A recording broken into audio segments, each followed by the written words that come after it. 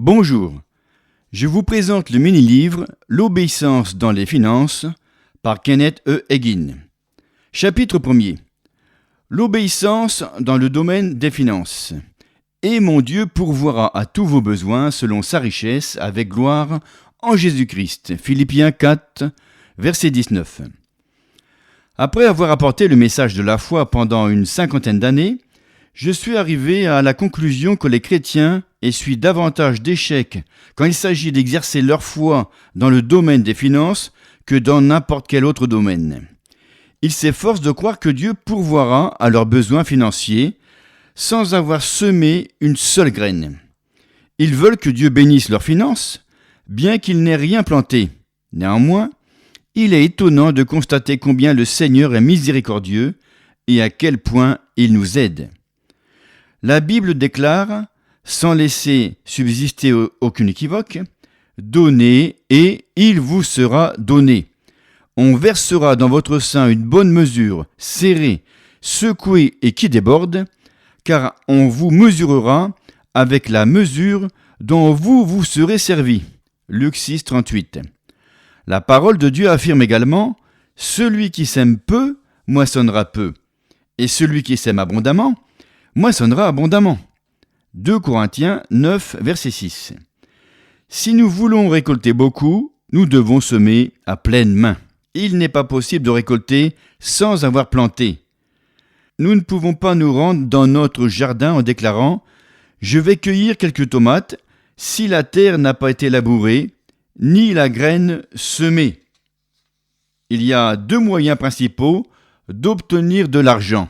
Premièrement, croire la parole de Dieu ou, deuxièmement, recevoir à travers une manifestation surnaturelle du Saint-Esprit. En 1 Rois, chapitre 17, nous trouvons une illustration de la deuxième méthode dans le récit de la veuve. L'huile ne lui manqua pas dans la cruche, ni la farine dans le pot, ce qui équivalait à l'époque à de l'argent. Ce fut une manifestation surnaturelle telle que nous en expérimentons fréquemment dans le domaine des finances, si nous obéissons à Dieu en semant. La première étape à franchir pour faire face à nos besoins financiers consiste à obéir à la Bible. Dieu commanda à Israël, dans Malachie, chapitre 3, verset 10, « Apportez à la maison du trésor toutes les dîmes, afin qu'il y ait de la nourriture dans ma maison. Mettez-moi de la sorte à l'épreuve, dit l'Éternel des armées, et vous verrez si je n'ouvre pas pour vous les écluses des cieux, si je ne répands pas sur vous la bénédiction en abondance. » De toute évidence, nous n'avons commencé à donner qu'après avoir payé la dîme. Quelqu'un me dit un jour, « Frère Hagin, ne savez-vous pas que c'est uniquement sous l'ancienne alliance qu'on donnait la dîme selon la loi mosaïque ?» Je n'oserais pas démontrer mon ignorance de la Bible en faisant une déclaration semblable. Abraham donnait la dîme 500 ans avant que la loi ne fût donnée à Moïse. Jacob le faisait 250 ans avant la loi. On pourrait répondre, bien sûr, mais le Nouveau Testament ne contient aucun verset qui parle du paiement de la dîme. Certains ont besoin d'apprendre à lire. Examinons Hébreux, chapitre 7, verset 8. Ce verset fait partie intégrante du Nouveau Testament, n'est-ce pas? Et ici, ceux qui perçoivent la dîme sont des hommes mortels, mais là, c'est celui dont il est attesté qu'il est vivant. Ce verset fait allusion à Christ. Dieu nous dit d'apporter les dîmes dans la maison du trésor, afin qu'il ouvre les écluses des cieux. « Mettez-moi de la sorte à l'épreuve », déclare-t-il. Mais ne faites rien dans le dessein d'imiter quelqu'un d'autre. N'agissez pas selon l'expérience d'autrui. Alignez-vous sur la parole de Dieu et suivez les directives du Saint-Esprit. Lorsque Kenneth Copeland se trouvait au centre de formation biblique Réma, il parla d'une voiture qu'il possédait au début de son ministère. Comme elle était ancienne, il l'offrit à un ami. Et le Seigneur la remplaça par une voiture neuve. Certains étudiants du centre, béni soit-il, estimèrent qu'ils pouvaient obtenir une nouvelle voiture de la même manière. Après avoir donné la leur, ils se trouvèrent dans l'obligation d'aller à pied pour le restant de l'année scolaire. Ils déclarèrent Lui, il l'a fait. J'ai répondu, de toute évidence. Mais Dieu vous a-t-il dit d'en faire autant? Non. Mais nous pensions nous procurer une voiture neuve. Cela ne marche pas de cette façon-là. Puisque nous disposons de la parole de Dieu pour nous guider, je n'ai besoin d'aucun témoignage intérieur pour m'exhorter à donner la dîme et des offrandes. Je sais que c'est obligatoire, la Bible me le dit. Donc, allons-y, donnons la dîme et des offrandes. Souvent, l'Esprit de Dieu nous dira même de donner davantage. Jésus affirma « Donnez et il vous sera donné ». Par conséquent, je n'ai pas besoin d'être encouragé à semer. La parole de Dieu déclare « Celui qui sème peu moissonnera peu ». Je donne, car je sais que l'obéissance à l'Esprit de Dieu porte du fruit. Je travaille dans le ministère depuis 48 ans. Si Dieu m'avait proposé au début de ma carrière de donner ma maison, je n'aurais pas pu le faire, car je n'en avais pas. De même, à une certaine époque, cela aurait été inutile d'offrir ma voiture parce que je n'en possédais pas non plus. Pendant près d'un demi-siècle de ministère, Dieu ne m'a jamais conduit à donner ma voiture ou rien de semblable. J'ai fait des offrandes, j'ai semé, et il m'a fait prospérer. Mais, en automne 1981, le Seigneur dit à ma femme, aussi bien qu'à moi, d'offrir notre Cadillac flambant neuve. Je venais de vendre mon ancienne voiture, mais j'obéis à Dieu. Mon épouse et moi étions d'accord, car elle avait reçu la même directive divine. Ensuite, lors d'un séminaire à Réma, Dieu me proposa de donner à Jerry Seville l'avion que Kenneth Copeland avait offert à notre ministère. La valeur en était entre 160 000 $ et 170 000 $. Il y a plusieurs semaines, un homme que je ne connais pas personnellement m'écrivit « L'Esprit de Dieu nous a dit de vous envoyer un chèque de 500 000 $. Gloire à Dieu !» Je suis convaincu que si je n'avais pas obéi au Seigneur, cela ne se serait pas produit. Je n'y pensais pas en donnant la voiture et l'avion. Je ne m'attendais pas non plus à recevoir quoi que ce soit en retour. Il se peut que vous pensiez, si seulement quelque chose de ce genre m'arrivait à moi. Je peux vous indiquer comment débuter.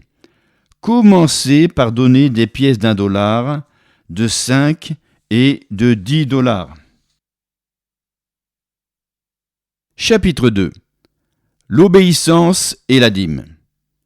Il y avait, dans une église charismatique dont j'assurais le pastorat, au centre du Texas, une veuve qui enseignait à l'école du dimanche. Elle avait 5 enfants. Ensemble, ils récoltaient du coton à 3 $ la centaine. Elle vivait dans une vieille petite maison située derrière une autre. La veuve se présentait au presbytère chaque samedi en disant « Frère Egin, nous avons gagné un peu d'argent pour acheter de la nourriture. Et je vous apporte notre dîme. Je ne veux pas attendre jusqu'à demain, parce que je la dépenserai certainement. J'en ai désespérément besoin. » Je l'acceptais et, lorsqu'elle quittait le presbytère, je fermais la porte en pleurant. Je savais que j'étais obligé d'accepter son argent, sinon je l'aurais privée d'une grande bénédiction. Un jour, elle vint pour m'annoncer « Nous avons gagné 10 $. Voici notre dîme, la voici. » Sa fille aînée resta 7 ans au cours préparatoire, sans même avoir appris à écrire son nom.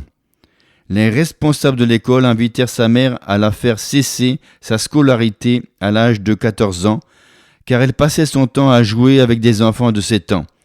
Pendant la grande crise économique, il n'y avait pas de cours adaptés aux enfants mentalement retardés. À l'église, elle se comportait comme une fillette de 3 ou 4 ans, avec une mentalité correspondante.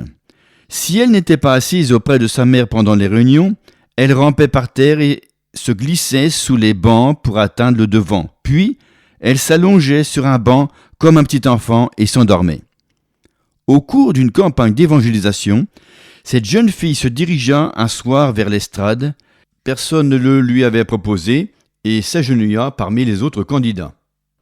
Elle fut sauvée, remplie du Saint-Esprit et parla en langue.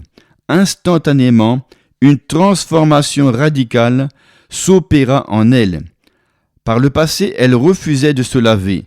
Sans aide, elle avait un air pitoyable. Mais du jour au lendemain, elle fut transformée. Elle arriva à l'église le soir suivant, s'assit et se comporta comme n'importe quelle jeune fille de 18 ans qui se respecte. Elle s'était coiffée et habillée avec goût, elle était belle. Nous avions du mal à en croire nos yeux. Ayant reçu la vie éternelle et la nature de Dieu, ses capacités mentales avaient augmenté de 90%. Ce fut un des plus grands miracles dont j'ai été témoin. Cela arriva au début de la Deuxième Guerre mondiale. La jeune fille s'absenta pour rendre visite à des proches. Elle se comporta très bien et était si jolie qu'un jeune fermier des environs lui proposa un rendez-vous, le premier de sa vie. Ils tombèrent amoureux l'un de l'autre et elle accepta de l'épouser. Son mari fut appelé sous les drapeaux et elle alla habiter chez sa belle-mère qui lui a appris à lire et à écrire. Je quittais cette assemblée pour m'engager dans l'évangélisation, mais un jour, j'y retournai pour aider le pasteur à célébrer les funérailles d'une personne âgée.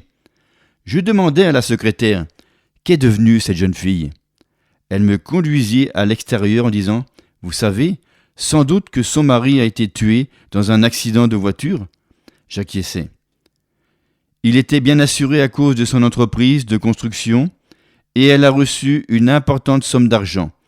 Elle indiqua du doigt des rangées de maisons qui avaient été ajoutées à la ville et je constatai un certain nombre de maisons neuves. C'est elle qui fait construire ces maisons. Elle gère les finances de cette grande entreprise elle-même. C'est impressionnant, n'est-ce pas? Je me tins là à pleurer de nouveau, mais d'une façon différente. J'étais tellement heureux d'avoir obéi au Seigneur en acceptant les dîmes de cette veuve dont la fille avait aussi appris à donner à l'œuvre de Dieu.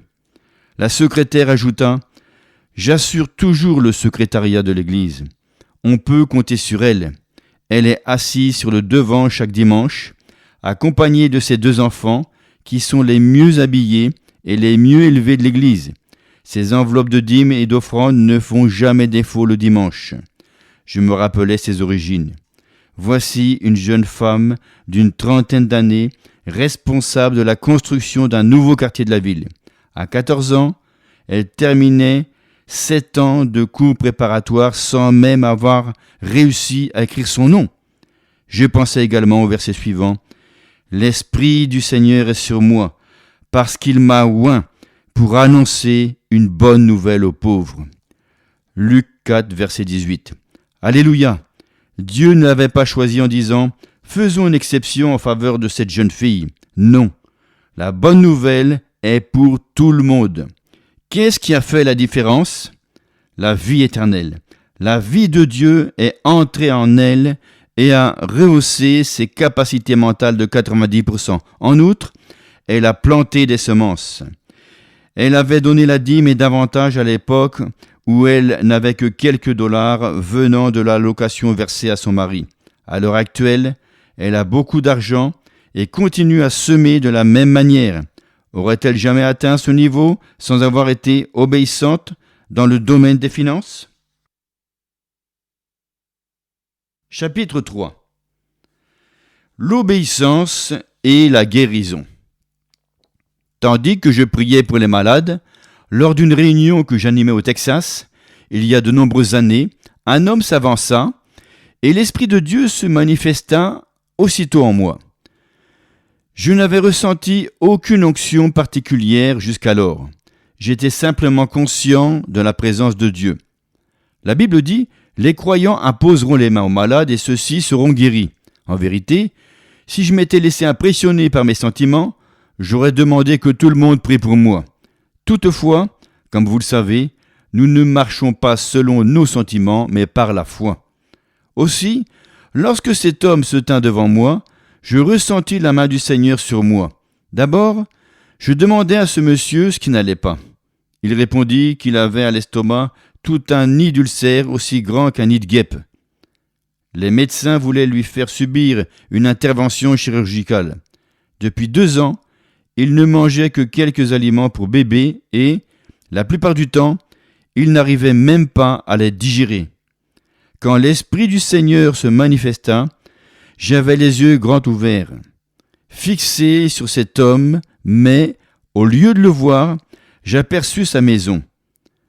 Je lui en fis la description en disant « Avant hier soir, vous ne pouviez pas dormir, mais, afin de ne pas déranger votre épouse, vous vous êtes levé à minuit pour vous rendre sur la véranda, à l'autre bout de la maison. Avant la climatisation, nous avions au Texas, derrière les maisons, des porches fermées où l'on pouvait passer la nuit.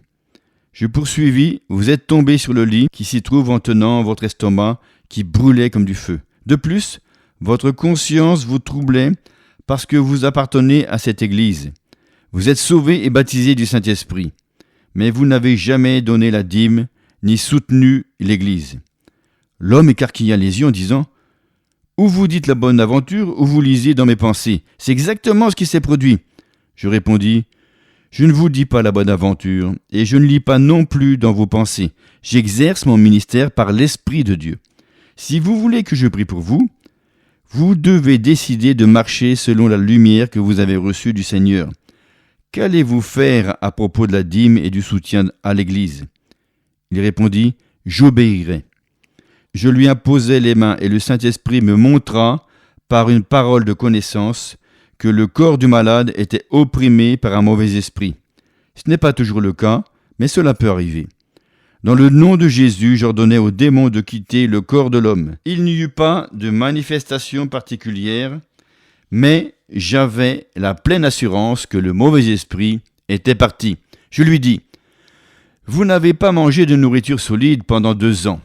Rentrez à la maison et mangez un bon steak. » Il le fit. Le lendemain, il retourna voir les médecins. Les radios montraient qu'il n'y avait plus d'ulcère et, avant la fin de la semaine, cet homme put reprendre son travail. Quelqu'un me dit « Je n'y comprends rien. » Qu'est-ce que vous ne comprenez pas ? Eh bien, vous avez dit à cet homme qu'il ne donnait pas la dîme. C'était la 3e personne à laquelle vous imposiez les mains ce soir-là, et vous n'avez pas mentionné la dîme en parlant aux autres. Si vous étiez au courant à propos de cet homme, pourquoi pas au sujet des autres ? Ce don opère selon la volonté de l'Esprit, pas selon la nôtre. Mais pourquoi cela se produit-il pour une personne et pas pour une autre ? Eh bien, j'aimerais vous poser une question. Avez-vous des enfants ? Oh oui. Pourquoi passer certaines choses à un enfant de 4 ans et en tenir rigueur à un jeune de 14 ans ? Parce que l'adolescent a plus de connaissances. Tout à fait. C'est pourquoi certains chrétiens ne sont pas tenus pour responsables, mais Dieu attend davantage de la part d'autres croyants. Quelqu'un fit observer, il n'est pas juste que Dieu agisse différemment selon les personnes. Je me contentais de répondre, attendez-vous davantage d'un enfant de 4 ans que d'un bébé de 4 mois ? Bien sûr. Êtes-vous injuste ? Pas du tout.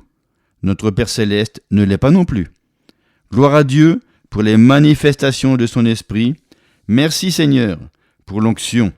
Dans sa grande miséricorde et sa bonté infinie, Dieu descend au niveau des hommes. Chapitre 4. L'obéissance et les miracles. Il y a de nombreuses années, je fis la connaissance d'un jeune évangéliste qui venait de s'engager dans le ministère. Il était plus âgé que moi, mais moins expérimenté au service de Dieu.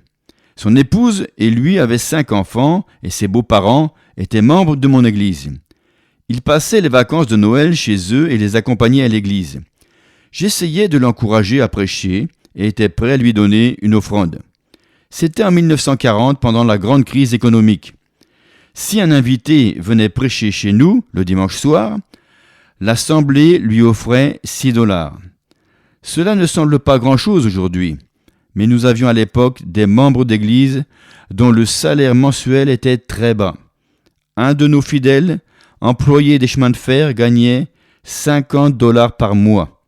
Ce salaire lui permettait de payer son loyer, sa voiture et la nourriture de sa famille, qui comprenait son épouse et 3 enfants. Donc, ces $6 représentaient une bonne rémunération. Je les lui aurais offert, mais il refusait de prêcher en disant « Frère Hégine, cela me gênerait en présence de mes proches. » Aussi, je n'insistais pas et apportais moi-même le message. Tandis que je serrais la main aux gens à la sortie d'un culte, le Seigneur me dit de donner $12 à l'évangéliste. Bien-aimé Seigneur, je ne puis les lui donner. Ne sais-tu pas que les fêtes de Noël approchent? Je pourrais vous montrer mes comptes de l'époque. Je les ai toujours. En moyenne, je ne recevais que 54 $ par mois. Donc, la somme de 12 $ équivalait plus ou moins à mon salaire hebdomadaire. Je poursuivis, Seigneur, je n'ai pas encore acheté de cadeau de Noël pour ma femme. Il répondit, je veux que tu donnes 12 $ à cet évangéliste. Pendant que je continuais de serrer la main aux fidèles en souriant, ma tête et mon cœur se faisaient la guerre. On ne se rend pas toujours compte de ce qui se passe à l'intérieur d'une personne. Je finis par réunir les 12 $. Presque tous les gens étaient déjà partis, mais le jeune évangéliste était en train de parler à un ami devant l'église. Je lui serrai la main pour lui remettre l'argent. Je ne disposais pas de gros billets et dû lui en donner la plus grande partie en petite monnaie. Quelques jours plus tard, j'entendis sa belle-mère dire « Comme vous le savez, mon gendre a passé Noël chez nous. Après avoir réglé son loyer et les dépenses courantes, il ne lui restait plus d'argent pour acheter des cadeaux à ses enfants, ou même le repas de Noël. Quelqu'un lui a offert 12 $ et il a pu fêter Noël avec sa famille. » En entendant ces paroles, je ne me suis pas mis à sauter et à crier « C'est grâce à moi !» Non, je n'ai pas prononcé un seul mot, mais j'ai remercié le Seigneur silencieusement pour lui faire savoir combien j'étais heureux d'avoir obéi à ses directives. La même chose s'est reproduite plusieurs années plus tard. Un dimanche soir, j'étais en train de serrer la main aux gens à l'entrée de l'église qui se trouvait sur la route nationale. Avant la construction des autoroutes, toutes les nationales traversaient la ville, lorsqu'un car s'arrêta devant l'assemblée et un homme muni d'une valise descendit. Je le reconnus, car j'avais rencontré ce serviteur de Dieu lors de plusieurs conventions d'église. Je me demandais pourquoi il débarquait à cet endroit. Nous étions sur le point de commencer le culte. Je lui souhaitais la bienvenue et il se présenta. Je lui répondis « Je vous connais. De toute évidence, vous allez passer la soirée parmi nous. » « Oui. En ce cas, c'est à vous d'apporter le message. » Au cours de la prédication, le Seigneur me dit « Je veux que tu lui donnes 15 $. » Cela n'a pas l'air de grand-chose aujourd'hui, mais à l'époque, cela représentait le salaire de ma semaine. Je ne me rappelle pas le thème de la prédication. Or, vous savez que j'ai une excellente mémoire. Mais ma tête et mon cœur se disputaient, afin de donner au prédicateur l'impression que je l'écoutais. Je prononçais de temps à autre un « Amen », mais à cause du combat qui se livrait en moi, je n'ai aucune idée de ce qu'il prêcha. Je répétais « Seigneur, je ne puis lui donner 15 $. Je ne peux pas me permettre ce luxe. » Je ne suis pas arrivé à résoudre ce problème au cours du culte, ni en rentrant au presbytère. Le prédicateur avait accepté mon invitation à passer la nuit chez nous. Il monta dans sa chambre et mon épouse et moi allâmes dans la cuisine pour préparer le repas. Je comptais l'argent que j'allais lui remettre. Il y avait quelques billets, mais le reste consistait en petites pièces. C'était typique de l'offrande à l'époque. Tandis que je me tenais là, le Seigneur parla à mon esprit. Il est descendu du car parce qu'il ne lui restait plus d'argent. Il ne pouvait pas aller plus loin. Sa femme est chez ses parents dans une ville du Texas de l'Est. Dimanche prochain, il va se présenter à une assemblée qui va le nommer pasteur. Quand le prédicateur vint nous rejoindre, je lui dis « Tendez la main ». Il lui fallut les 2 mains pour recevoir l'argent qu'il mit dans sa poche. Ensuite, le diable me dit « Tu es à côté de la plaque, te voilà pris au piège. Tu lui as remis le salaire de ta semaine. » En l'occurrence, mes revenus avaient été un peu plus élevés pendant la semaine en question. Je m'adressais au prédicateur. « J'aimerais vous poser une question. Où allez-vous » ? « Frère Guin, répondit-il, je vais rejoindre mon épouse, qui se trouve chez son père au Texas avec nos 2 enfants. En vérité, je suis allé à la gare routière et j'ai posé mon argent sur le comptoir en disant « Voilà tout ce qui me reste. Jusqu'où puis-je aller ?» Il poursuivit « J'avais assez d'argent pour me rendre dans votre ville et je serais allé à la gare routière si le conducteur ne m'avait pas proposé de descendre devant votre église, bien qu'il ne soit pas censé s'y arrêter. Le prédicateur fit observer, il ne me restait plus un centime, et je ne pouvais pas aller plus loin. J'avais l'intention de faire de l'autostop pour me rendre chez mes beaux-parents. Grâce à l'argent que vous venez de me remettre, je pourrais me payer le quart. Dimanche prochain, je suis censé prêcher dans telle église, et il la nomma, pour poser ma candidature au pastorat. Je répondis, « Cela me suffit. J'aimerais vous dire un mot. Vous êtes le prochain pasteur de l'assemblée que vous venez de mentionner. » Et, en effet, il l'est devenu. 2 ans plus tard, mon épouse et moi sommes allés voir une femme qui se mourait. Son mari l'avait emmenée dans 3 cliniques différentes au Texas. Le diagnostic des médecins fut le même dans chaque cas. Nous sommes impuissants, c'est trop tard. Elle souffre d'une maladie du sang incurable. Elle est à l'article de la mort et s'éteindra dans quelques jours. Nous sommes entrés dans sa chambre afin de prier pour cette chère dame. Nous ne la connaissions pas, mais un membre de notre assemblée nous en avait parlé. À l'époque, nous assurions le pastorat d'une vieille petite église de Farmersville. Tandis que nous étions agenouillés au chevet de la malade, la même voix qui m'avait dit de donner les $12 et les $15, la voix intérieure me dit « Lève-toi et tiens-toi debout, ne prie pas ». Je lui avais imposé les mains en priant, et ma femme était à genoux à mes côtés. « Ne la touche pas, lève-toi, reste debout et déclare « Le Seigneur m'a ordonné de vous dire que vous êtes guéri. Levez-vous ». Elle fut ramenée à la vie le jeudi, et le dimanche, elle était à l'église dansant et poussant des cris de victoire.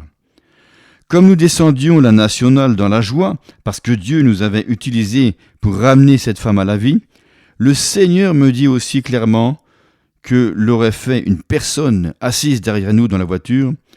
Je n'aurais pas pu t'utiliser aujourd'hui si tu ne m'avais pas obéi à propos des $12 et des $15. Je ne m'en souvenais même plus. Je dus réfléchir pour me rappeler de quelle somme d'argent il s'agissait. Il s'agit des $12 que tu as donnés au frère C et des $15 que tu as offerts à ce prédicateur. Oui, je m'en souviens maintenant.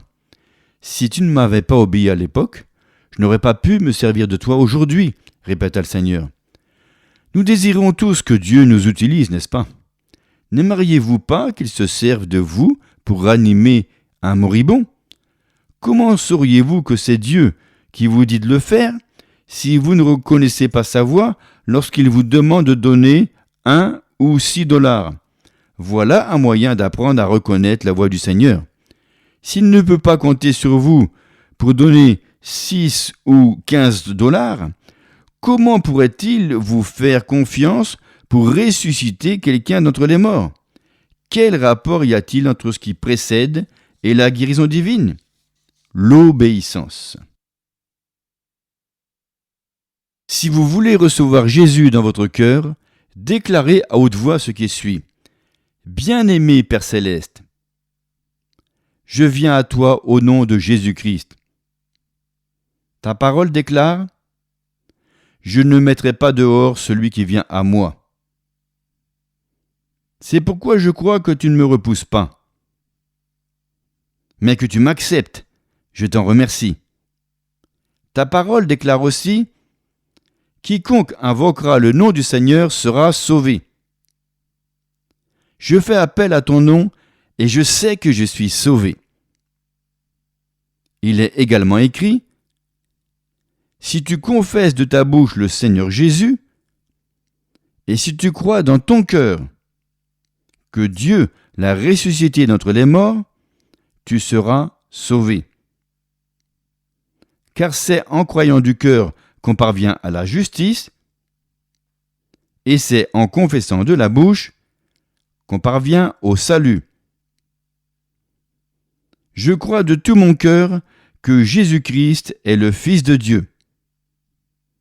Je crois que Dieu l'a ressuscité d'entre les morts pour me rendre juste devant lui. Et je confesse maintenant qu'il est mon Seigneur. Merci Seigneur. Pour vous souvenir du jour où vous avez fait cette déclaration de foi à votre Père Céleste, vous pouvez inscrire cette date dans votre Bible ou sur une feuille de papier avec votre signature. Écrivez-nous aussi pour nous dire cela et de ce que cet audiobook vous a apporté.